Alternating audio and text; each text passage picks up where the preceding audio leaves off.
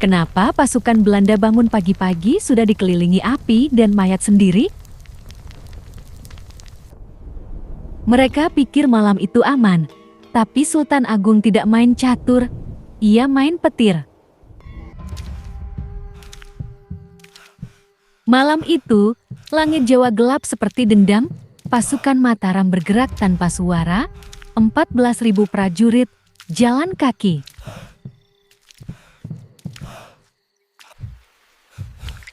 Tanpa kuda, tanpa kereta, hanya tekad dan tanah yang mereka injak.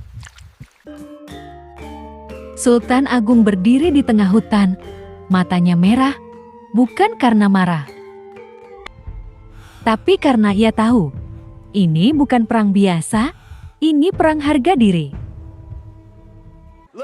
Belanda sudah terlalu lama menghina, menjual tanah, menjual manusia, menjual Jawa.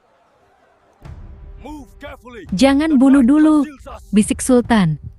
Bakar dulu rasa takut mereka. Pasukan menyusup lewat rawa, lewat kuburan, lewat mimpi buruk. Jam 2 pagi, api mulai menyala, gudang senjata VOC meledak. Kuda-kuda berlari tanpa arah. Belanda bangun, tapi sudah terlambat. Mereka tidak melihat musuh, mereka hanya melihat bayangan, dan bayangan itu membunuh. Satu malam, satu serangan, tanpa ampun. Tapi, kemenangan itu tidak utuh.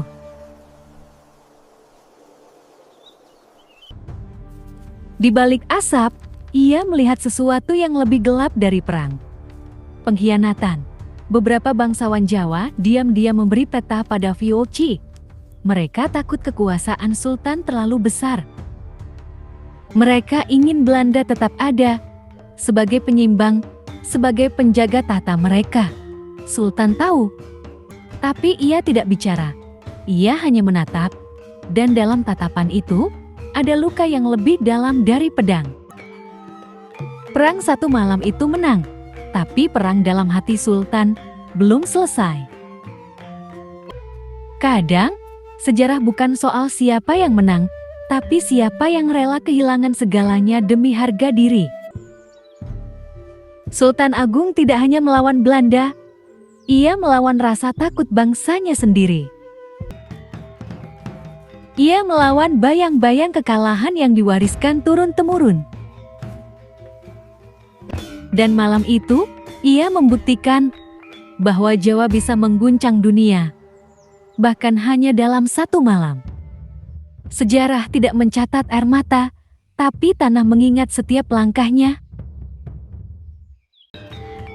Dan di pagi itu, di antara kabut dan luka, Jawa berdiri, tidak tunduk, tidak hilang.